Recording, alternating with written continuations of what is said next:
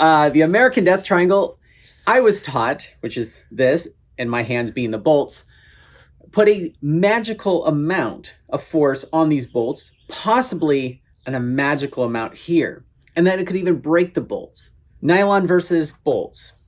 Anyways, I'm not saying this is a good anchor. I am not advocating that this is a way you should build an anchor. You want to share the load between two anchor points. The way I have it configured here is both fingers are going to see about 50% of what I'm pulling down on, which is great. The wider you go, the more force it sees, to where you see lots and lots. Now, as a highliner, I discovered one day that we basically made a sport out of taking factor 2 falls on death triangles. So on unsheathed ropes. When I see science that is too sterile, with all the variables that could happen, I love to whip out all my dynamometers and do some backyard science. So stay tuned for that.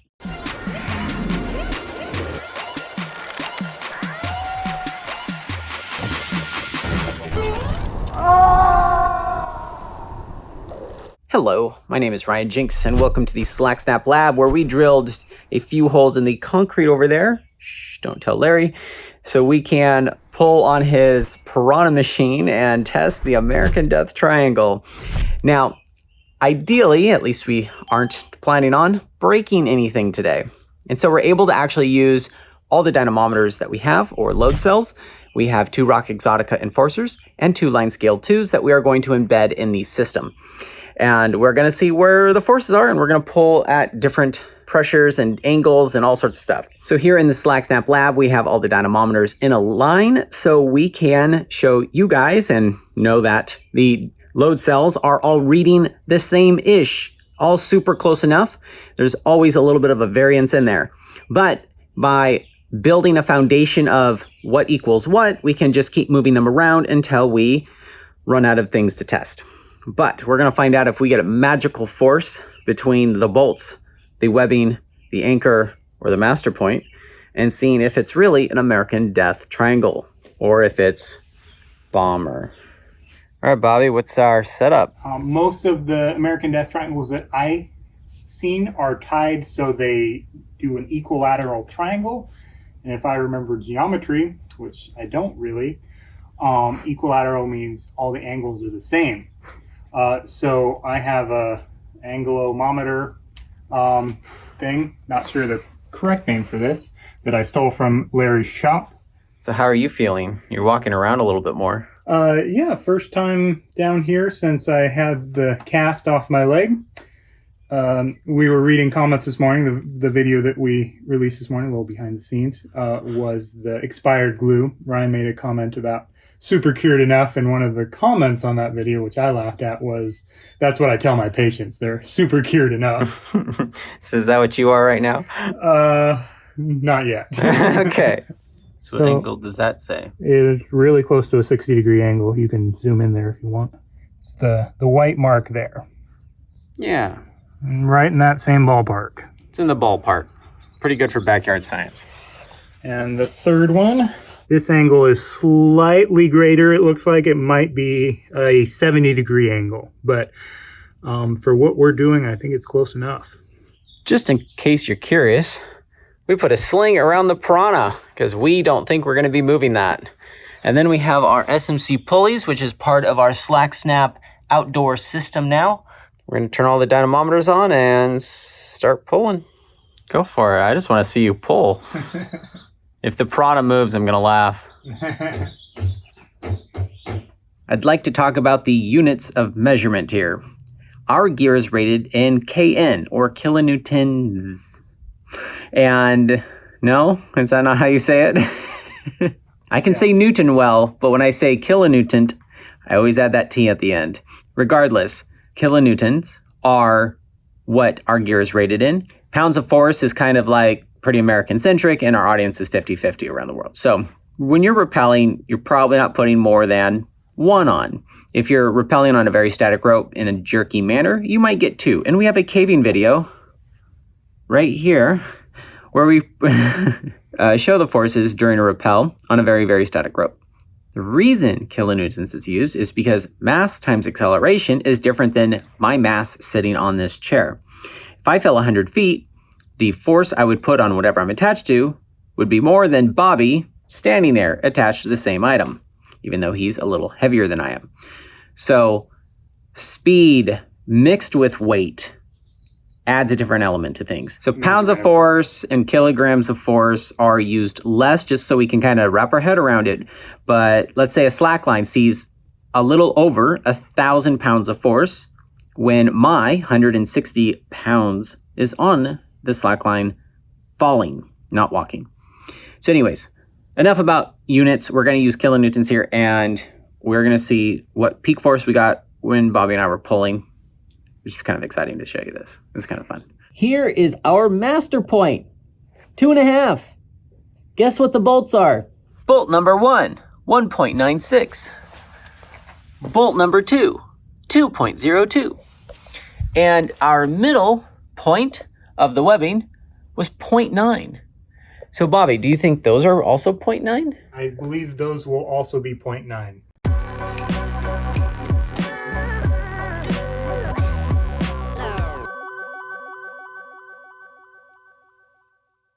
Your doctor doesn't watch this, does he? I don't think so. He should turn away if he is. All right. Peak force. 2.90. And we put the dynamometer here on one of the legs. 1.64, which is more than half. But only slightly. 2.46 is less than the master point, and 2.46 is less than the master point. So these are obviously reading the same, but what do you think so far? It's about what we expected doing the research on this. So it is not sharing the load very well. It's putting about the same amount or a similar amount of force on each bolt rather than half of the amount of force on each bolt.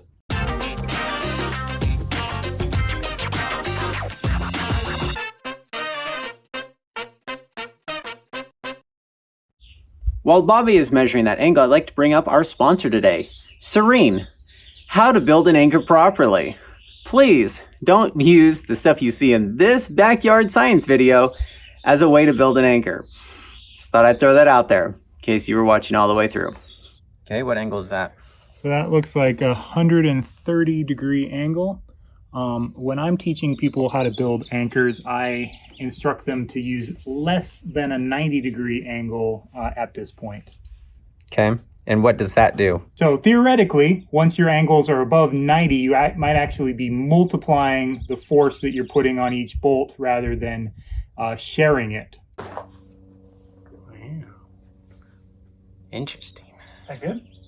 Test number 3 with our wide angle is a 2.38 master point and a 3.5 on the bolts on pretty much both sides, 3.5, 3.6. And then this is a 1.39 right here, which is approximately a little more than half of that.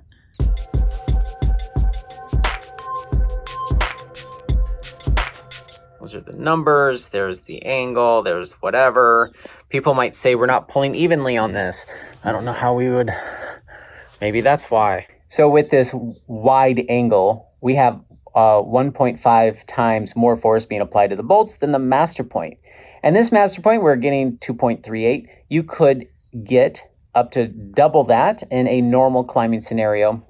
Not in like a top rope scenario, I don't think. But like if you were to take a fall in a climbing gym, you're unlikely to get more than 5 without doing some weird stuff. So if you do 1.5 times 5 kilonewtons, that's about 7.5. 7.5 is not ideal, but it's very good within a range for bolts. It's super good enough for carabiners. I'm not quite sure why it's so bad to do this. Now, if you're doing this on trad gear, we have broken mini cams in the 8 kilonewton range. Or at least they come out or whatever. So if you're building a trad anchor, yes, that's a problem if you're putting 8 kilonewtons on an anchor. I'm not saying build an anchor like this. I'm just saying it's not nearly as bad as I thought it was. Now, the fact that this isn't getting magical forces on the bolts that are going to explode them at any moment, you don't have redundancy. You're not sharing the load, which is ideal. And your sling, you're only getting whatever the strength of the single strand is, rather than like that doubled up version of like a sliding X gives you a lot more strength out of your sling. This isn't just about the bolts. And if you just now notice CT behind me, you're not really paying attention to this video. So now we're going to decrease the angle and see what kind of numbers we get for science. 40 degrees.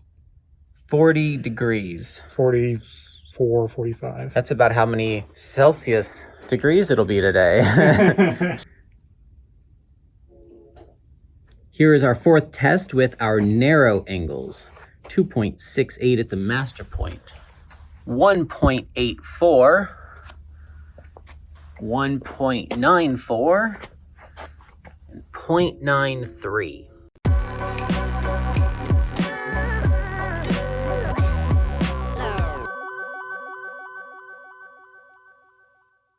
What's your thought on that? So we're sharing the load a little bit better. We're not down to 50% yet on each anchor though. Okay, so I know, or I've learned that the more narrow the angle, the more it's going to share the load up to a certain point where it just shares it. But I thought the actual cross being, the top of the triangle being straight was just like this exponential magical force that's going to just make the carabiners or bolts explode, even though technically the sling would break first. This is super interesting that we're not even getting 100% of this in a death triangle. It's all dependent on this angle here. I was just doing a rappel with Brian Sheridan after struggle busing Samuel climbing up the Royal Arches about whether or not when we rappelled, whether or not that angle that we created by putting the rope directly into those bolts gave us a death triangle. So let's try that next. The moment I've been waiting for, rappelling.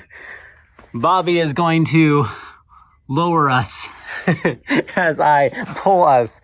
And this is the most extreme angle I could ever think of on a rappel situation to see what kind of force we get on these bolts. So lock it off, Bobby, and I will pull as hard as I can, get to maybe 1 kilonewton on our master point, which is pretty much all any normal person's gonna put on. Ow. Ow. All right. A 1.84 or really heavy person is going to generate 3 kilonewtons on each bolt. That is interesting. So we're gonna reset these now. Test number 2, right about there. Yeah, let's see what that does. Ow.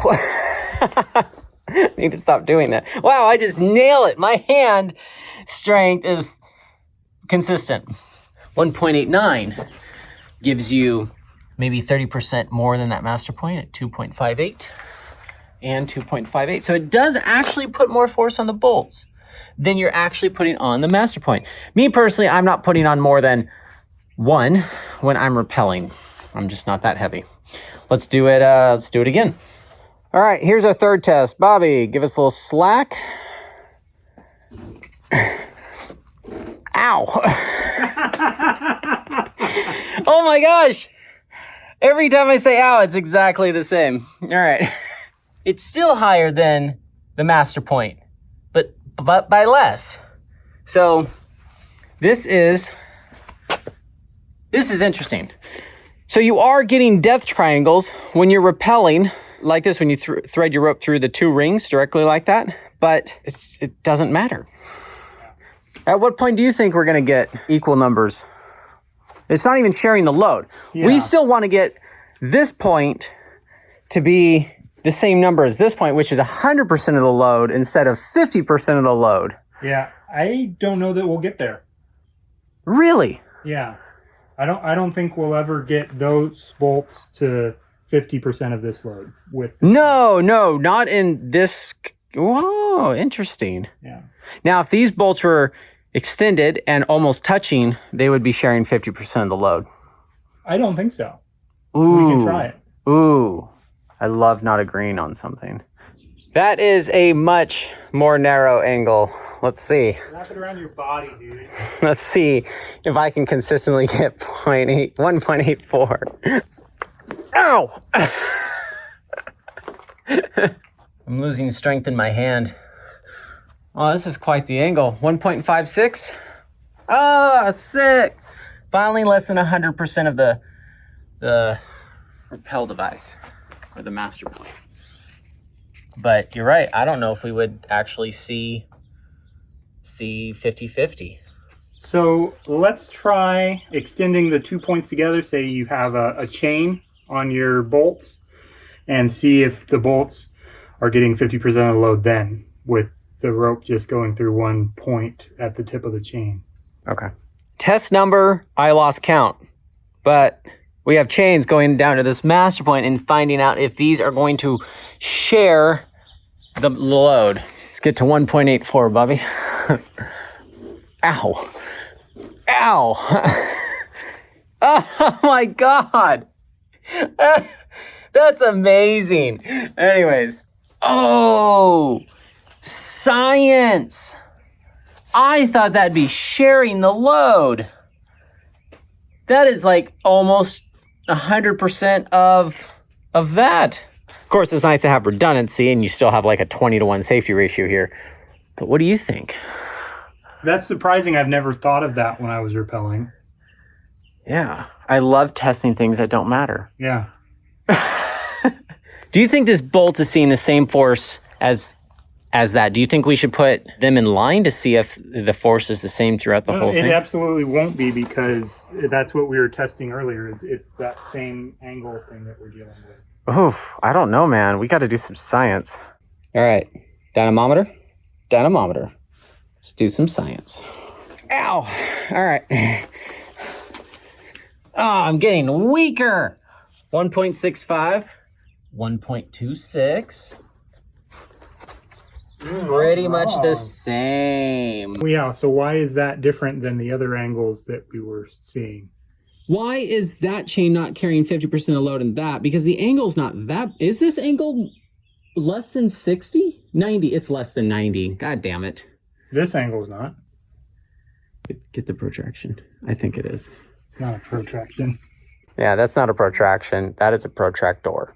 Yeah, so we're dealing with two different types of forces here. So, like, we have it's split here, and then this is the triangle shape. Yeah, but barely. I mean, that's...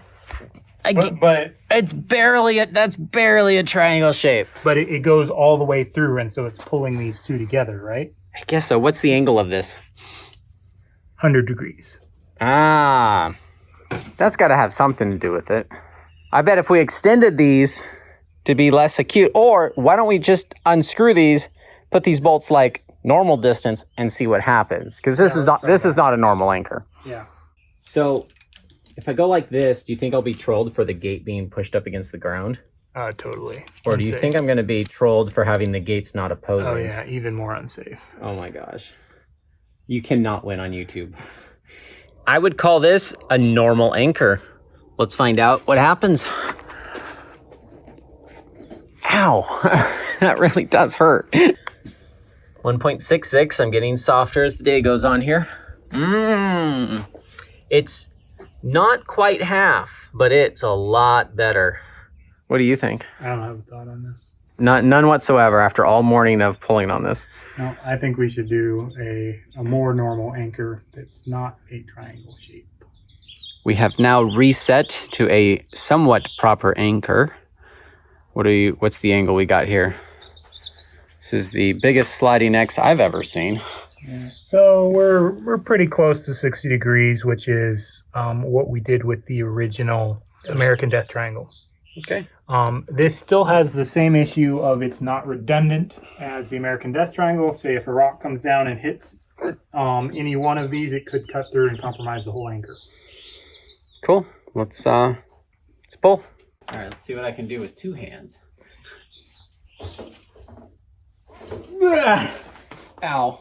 2.62. Drum roll, please. 1.42. 1.62. Yeah, so we're getting a lot closer to Almost, half. yeah, like Yeah. 60% on And either if we side. bring in the angle more, it will get even closer, I believe. Perfect, but it'll never get less than 50%. I don't think that's how it works. Not with a sliding X. It would. You get less if you got more on one side. Yeah, if you statically equalized it, you could see all the load on one side and no load on the other. That happens in highlining. Yeah. One more test. Here's an obtuse one without the death triangle. If you build your anchors like this, you probably shouldn't go climbing. But let's find out what kind of force it is. 2.16, 2.56. That is interesting. That it's only 100, maybe 120% of the master point. What angle is that, Bobby? So 133. 133 degrees. Yeah. Cool. So the American Death Triangle is not as deathy as I thought because it has that 180 degree piece at the very top, but that 180 degree vector force that you see as infinite force in those vector charts doesn't technically apply. It's where the bottom of the triangle is, and you can never achieve 180 degrees of the triangle. Now, I'm not saying the American Death Triangle is a good thing. Not only is you're only getting 100% of the strength of a sling instead of 200% in a sliding X per se, it is putting more than 100% of whatever you're doing on those bolts. And if you're gonna just do that, why not clip to just one bolt? Which is not a good idea. I'm just food for thought here. So in order to feel less bad about promoting the American Death Triangle as something not terrible, we're gonna put how to build an anchor properly after the jingle of this video.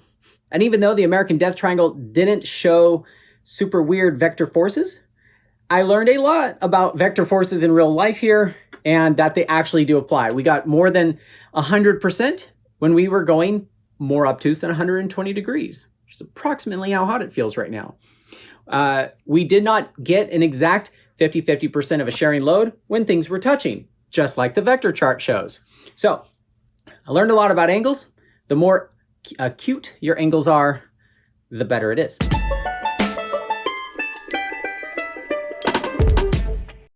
Welcome to the crash course of how to build an anchor. Please do not make this the only video you use before building an anchor for yourself. If you can't tell from all my videos, I am not an expert. I just have been doing this long enough to know what I want in an anchor, and it's not the American Death Triangle. So a common acronym used to teach this is SERENE. The S stands for strong, which is what these bolts are. If you're using other stuff, it may not be strong or secure. You want this to be equalized or sharing the load. And that's what a lot of this episode was about. So, this is a sliding X, for example. These are sharing the load. They are seeing less than 100% of what I'm putting here on the master point. You want it to be redundant, so if this sling fails, you're gonna die. So one thing you can do is isolate these strands or legs by putting a knot in it or a girth hitch. There's several ways to do this, but by tying a LFK or a little fat knot here, it isolates this. So if this broke here, you're fine. If this broke here, you're fine. And it's isolated enough, and this is what we do in our highline anchors. So the second E is for efficiency. You want it to be simple, fast, and not take a lot of gear. In this case, we just got the 2 carabiners. And here we got 2 opposing locking carabiners here at the bottom. So we got our redundancy, sharing the load against some strong bolts. The N stands for no extension, which applies for some things. We did find in a video around here that a shock load doesn't always happen if you have a dynamic rope in the system. And so you don't want things to extend to where it'll be rubbing. You don't want things to be extending if you have this giant anchor and it'd be shifting 15 feet. But that's what this knot is for. This knot solves a lot of those problems. If this were to come apart, cut, break, whatever, you're not shock loading it. And the last A is for everything about this video, angles. And I think you learned all that in this video. I'd say this cute angle here is acute enough for me. Keep them from being obtuse. Definitely less than 120 degrees. And definitely do not do the American Death Triangle. Thank you for watching, and this is the real end.